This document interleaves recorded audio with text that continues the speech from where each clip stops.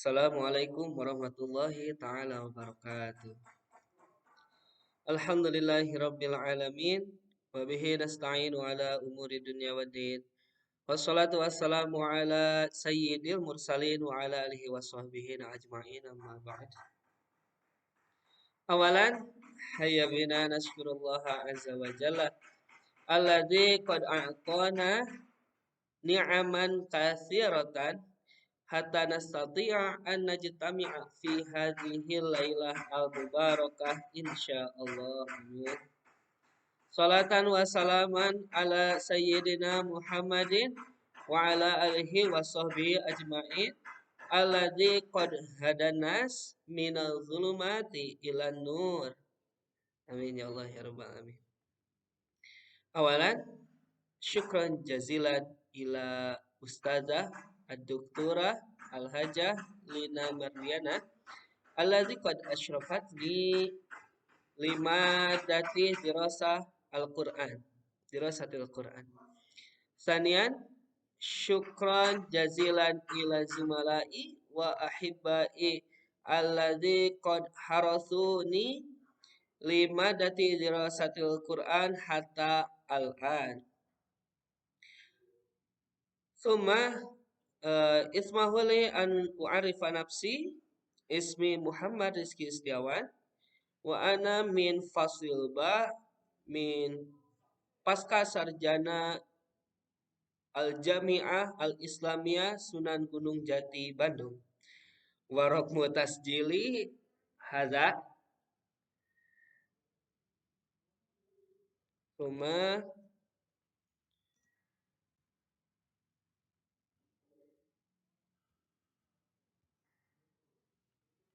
wal'an yajibu alaina an na'rifa an ta'rifi al-qiraah inda lughah wal istilah.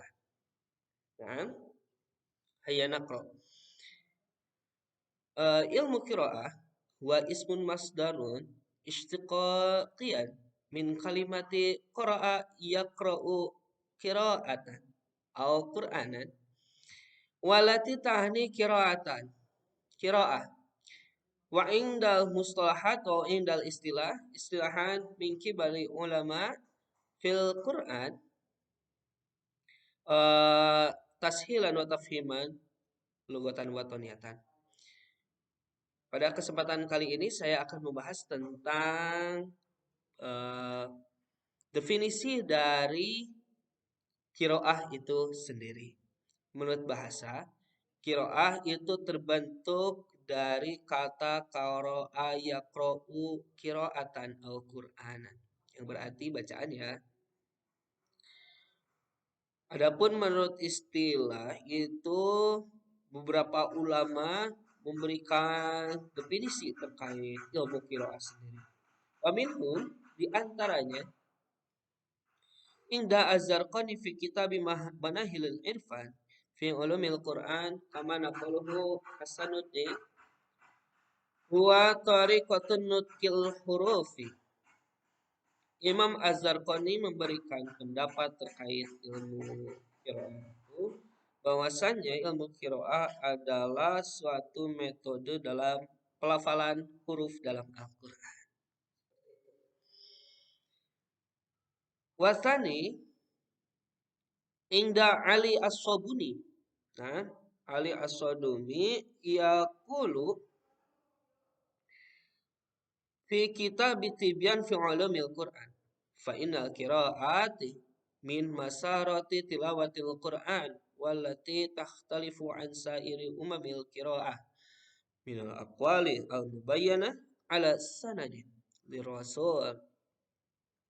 Ali As-Sabuni berpendapat bahwasannya ilmu qiraah adalah suatu ilmu yang membahas tentang jalan ataupun cara membaca Al-Quran yang dimana itu berbeda dari kesepakatan para ulama qiraah yang memang itu pelapalan yang memang yang sudah dibenarkan sebagaimana sanad Rasulullah sallallahu alaihi wasallam.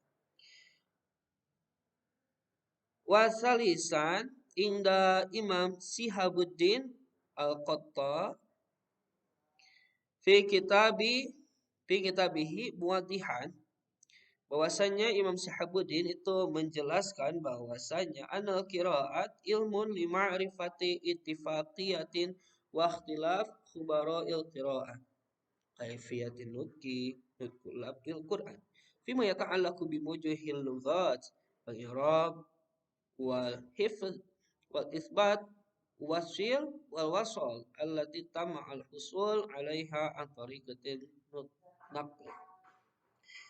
Adapun menurut Syihabuddin dalam kitab Lataif al-Isyarah fi Funun al-Qiraat menjelaskan bahwa qiraat adalah suatu ilmu yang mengetahui kesepakatan serta perbedaan para ahli qiraat.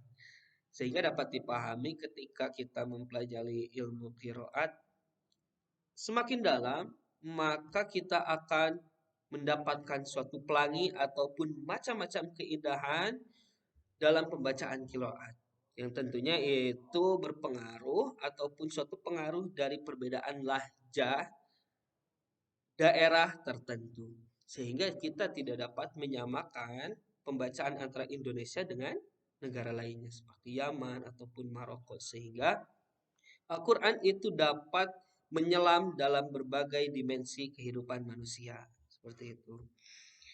Adapun yang keempat warabi'at, ini pendapat saya sendiri ya.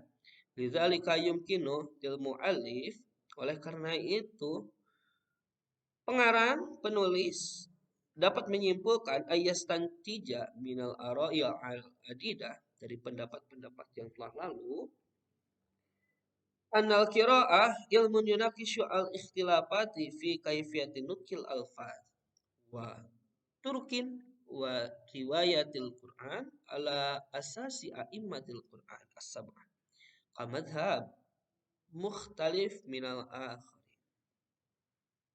Jadi menurut penulis, ilmu qiraah adalah ilmu yang membahas tentang perbedaan cara pengucapan lafaz-lafaz dan juga cara dan tergantung dengan periwayatan Al-Quran itu sendiri yang berlandaskan kepada imam-imam Al-Quran yang 7. Itu. Sehingga dalam ilmu qiraah itu masyhur sering disebut ada qiraah Asyra, ada qiraah Arba'ata Asyar, qiraah 14, ada qiraah 10. Namun yang paling masyhur dan juga banyak dikaji di kalangan santri di Indonesia, terkhusus ada salah satu pesantren di Tasikmalaya itu mengkaji qiraah sab'ah, itu yang masyhur yaitu qiraah sab'ah.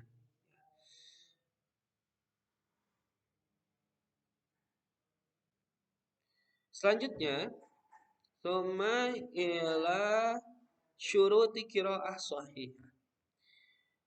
Pada kesempatan kali ini kita akan membahas untuk selanjutnya tentang syarat-syarat qiraah disebut sebagai qiraah yang sahih. Sehingga kita tidak dapat menyimpulkan ataupun mengumpulkan berbagai qiraah itu sebagai qiraah yang sahih. Tidak. Karena ada beberapa syarat yang harus dipenuhi tentunya ya. Inda Al-Jaziri fi kitabihi An-Nasr naqalahu Muhammad bin Alawi al-Maliki al-Husni ma yali. Menurut Al-Jaziri dalam kitabnya An-Nasr, sebagaimana yang dikutip oleh Muhammad bin Alawi al-Maliki al-Husni sebagai berikut.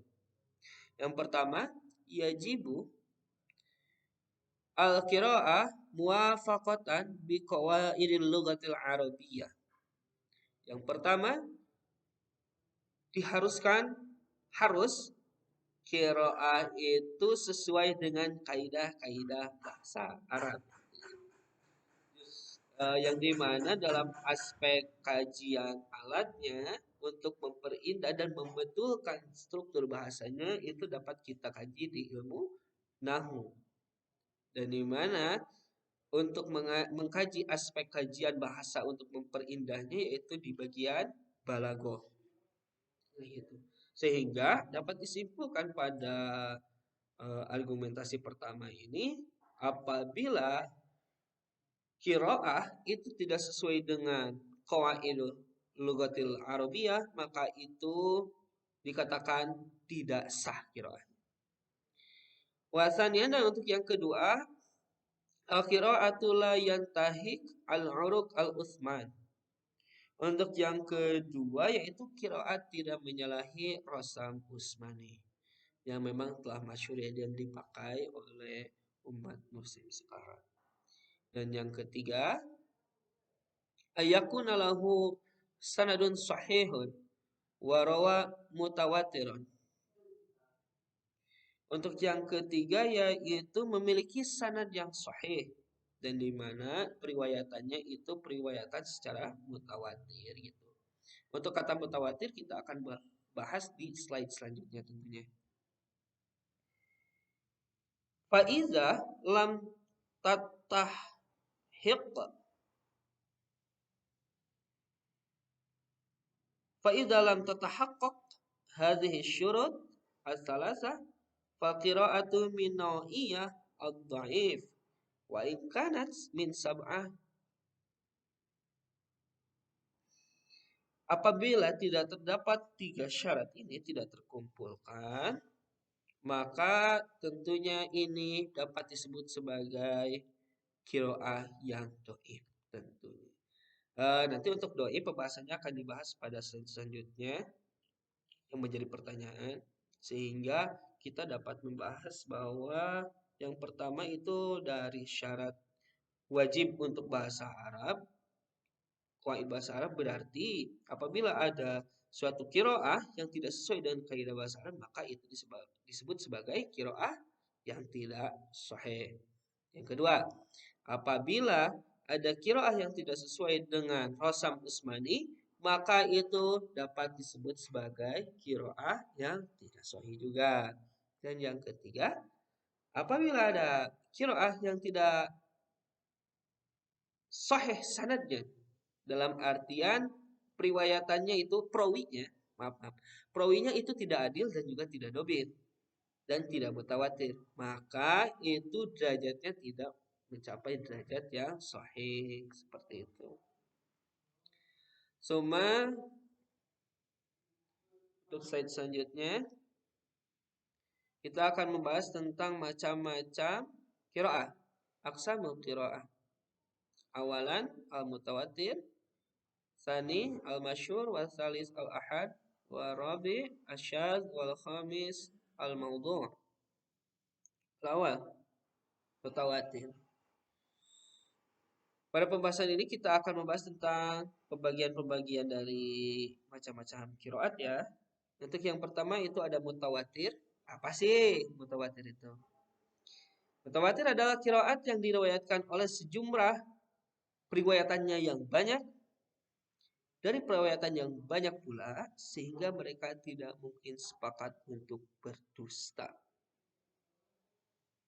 Jadi sehingga kalau dalam ilmu hadis ya ada yang disebut sebagai hadis mutawatir. Yang saya pahami dulu ketika belajar hadis itu di mana kalau mutawatir berarti pada setiap tingkatan tobakohnya itu memiliki 40 perawi hadis dalam setiap tobakohnya. Sehingga dapat kita kita sinkronkan dengan ilmu qiraat ini, sehingga yang disebut sebagai mutawatir adalah qiraah yang mencapai 40 perawi dalam setiap tingkatannya sehingga sulit untuk berdusta. Seperti itu. Adapun contoh dalam qiraah ini, dalam qiraah yang disebut mutawatir adalah qiraah sab'ah. Yang kedua yaitu masyhur, qiraah yang sanadnya sahih yang diriwayatkan oleh orang banyak, akan tetapi tidak sampai derajat mutawatir. Di samping itu sesuai dengan kaidah bahasa Arab dan rosam usmani. Sehingga untuk masyhur juga itu hampir sama dengan mutawatir, cuma tidak sampai kepada derajat mutawatir. Tetapi masyhur pun tidak dapat kita abaikan bahwa masyhur pun itu dari segi syarat-syarat yang tadi telah kita bahas bahwa masyhur juga itu sama yaitu syarat-syaratnya terpenuhi dari kesesuaian kaidah bahasa Arab dan juga kesesuaian dengan Rosam Usmani. Qiraat ini dinisbatkan kepada tiga imam terkenal yaitu Abu Ja'far bin Qaqa al-Madani, Ya'qub al-Hadrami, dan Khalaf al-Bazzar. Yang ketiga yaitu al-ahad, qiraah ahad. Qiraat yang tidak mencapai derajat masyhur namun sanadnya sahih akan tetapi menyalahi Rosam Usmani ataupun kaidah-kaidah bahasa Arab. Nah, sehingga untuk yang ahad itu sedikit agak compang ya di bagian syaratnya karena di bagian syarat itu ada yang tidak terpenuhi namun salah satu mungkin pada bagian Rosam Usmaninya atau pada bagian qawaid Lughatil Arabiyahnya. Untuk yang keempat yaitu syad, menyimpang. Kiroah yang sanadnya tidak sahih seperti kiroat Ibnu As-Sumayfi, fal yauma nunajjika ayah, lapal nunajjika itu dibaca dengan ha, nunahika bukan dengan jim. Kiroat ini tidak dapat dijadikan sebagai pegangan dalam pembacaan Al-Quran. Dan yang kelima, yang terakhir yaitu maudhu', palsu.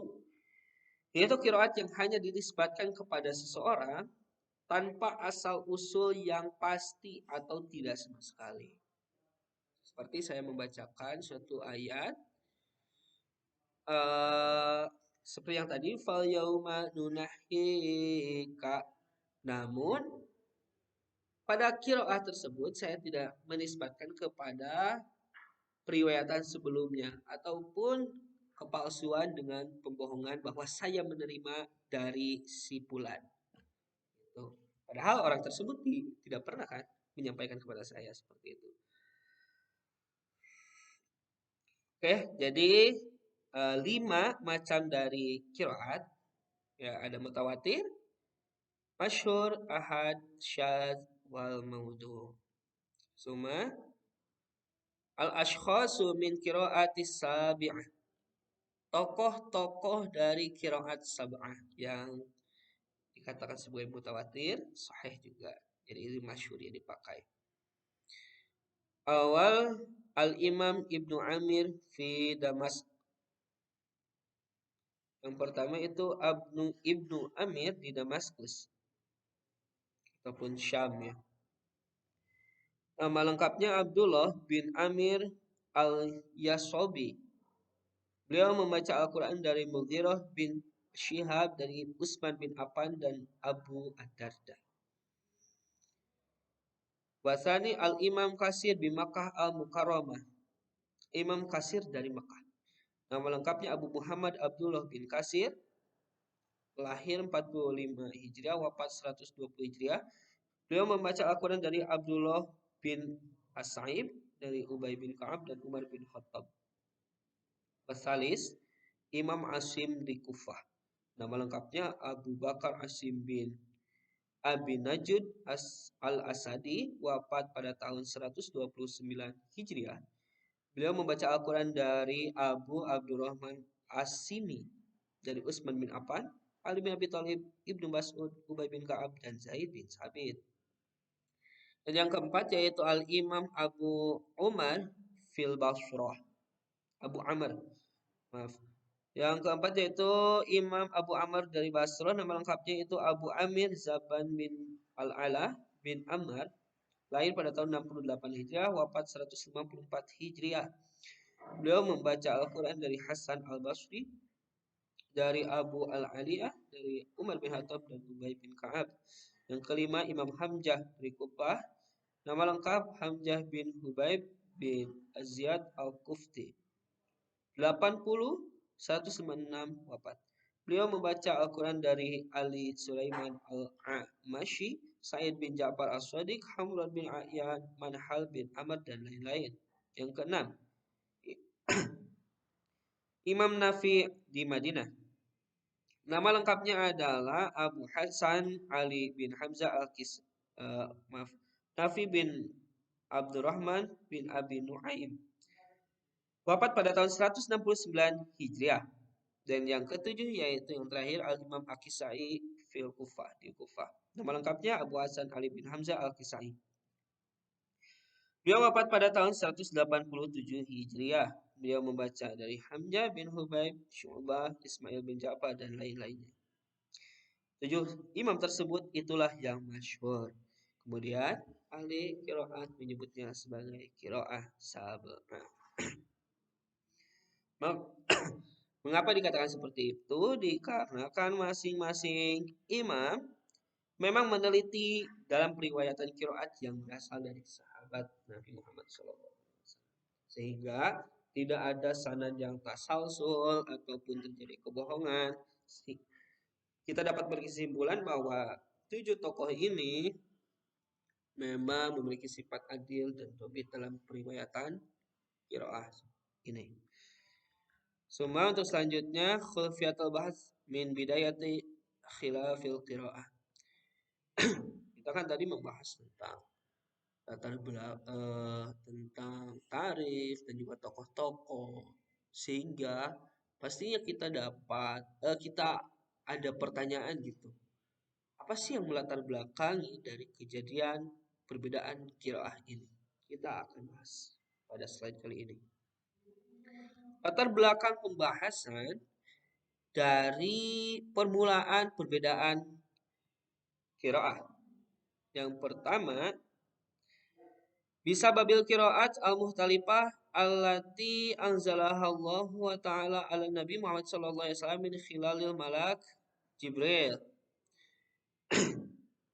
Yang pertama karena berbedanya qiraat yang diturunkan Allah kepada Nabi Muhammad sallallahu alaihi wasallam melalui perantara malaikat Jibril.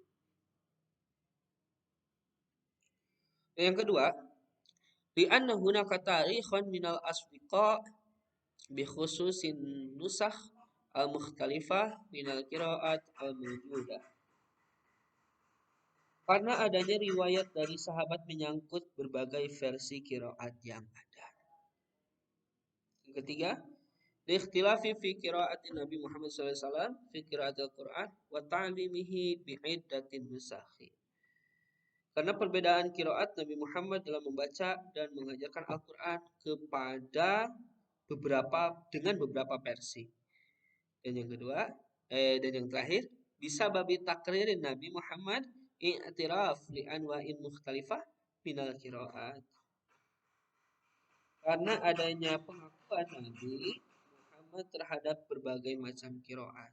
Jadi sehingga ketika Nabi melafalkan kepada para sahabat, sahabat melafalkan apa yang Nabi Muhammad bacakan, yang dimana para sahabat itu tentunya apabila kita melihat kembali ya, ketika Nabi menerima Al-Quran, apabila ayat turun di Madinah, tentunya itu masyarakat sudah heterogen, bukan hanya dari Arab asli, ada yang dari luar dengan lajah yang berbeda. Sehingga ketika orang-orang yang dari luar itu menerima Al-Quran yang dari para sahabat, namun Rasul mengakui sehingga terjadilah perbedaan qiraat ini. Selanjutnya, ta'siru min khilafil qiraah ala istinbatil hukmi.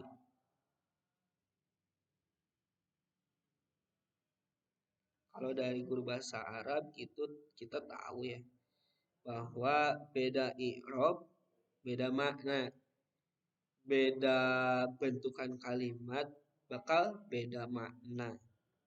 Apalagi kan ini, tentunya perbedaan makna itu akan berhubungan dengan apa yang kita simpulkan pada hukum yang akan kita anut. Sehingga saya pada kali ini akan membahas tentang apa pengaruh dari perbedaan qiraah pada eh, pada penggalian suatu hukum. Untuk yang pertama, takwiyatun au ta'zizul hukmi al-ahkam asy-syar'iyyah allati ittafaqu 'alaiha al-ulama wa uha. Mengukuhkan atau menguatkan ketentuan hukum yang telah disepakati dan diijmakan para ulama. Dan yang kedua, mentarjihkan hukum yang diikhtilafkan oleh para ulama. Yang sangat luar biasa. Yang ketiga, yadu'alu ala wujuhin nasyin qanuniyin mukhtalifin fi dhilli dzuruf mukhtalifah. Menggabungkan dua ketentuan hukum yang berbeda. Yang keempat, an tusbiha hujjatan li ba'dil ulama li taqwiyah ru'yahum fi mas'alati syar'iyyah. Menjadi hujah bagi sementara ulama untuk memperkuat pendapatnya mengenai sesuatu masalah hukum. Dan yang keenam, syarhu qanun fi ayah yakhtalifu 'anil makna hasba jauharahu. Menjelaskan suatu hukum dalam suatu ayat yang berbeda dengan makna menurut zahirnya. Dan yang terakhir, wa syarhu lil alfaz fil Qur'an qad yas'abu fahma maknahu. Merupakan penjelasan terhadap suatu lafaz dalam Al-Quran yang mungkin sulit untuk dipahami. Dan untuk slide terakhir, kita akan membahas tentang pentingnya pembelajaran qiraah Al-Quran. Qala Syekh Muhammad fi kitab al-Mabahis al-Quran, fa inna dirasat al-qiraah laha fawaidun adidatun ala nahwi at-tali.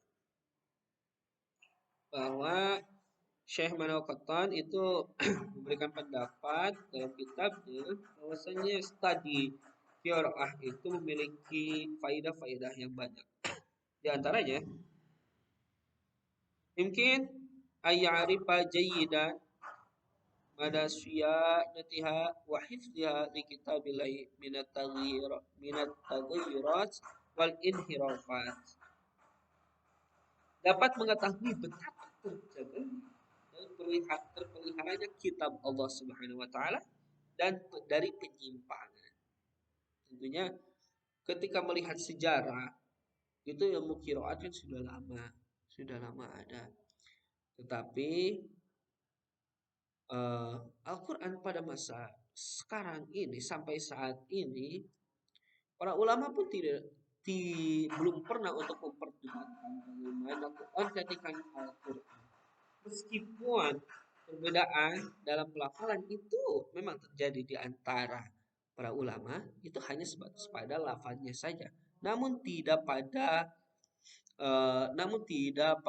ranah penghilangan kosakata, penghilangan lafaz yang sehingga itu akan menimbulkan penyimpangan makna yang sangat jauh.